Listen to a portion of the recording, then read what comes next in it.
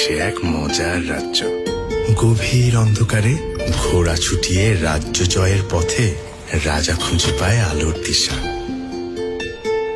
দূর পথ পেরিয়ে তীরে ভিড়তে না ভিড়তেই নাবিক খুঁজে পায় নোঙরের ঠিকানা।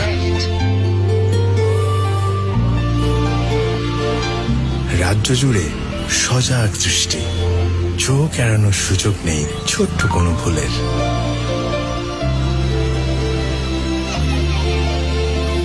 পুরো চিঠিতে ভেসে আসা দুঃসংবাদ কাউকে আর ভাবায় না সেখানে।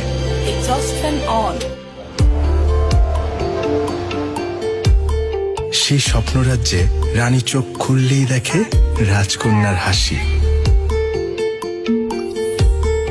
এমনকি রাজ্যটাকে ঝকঝকে রাখতে একদল সৈন্য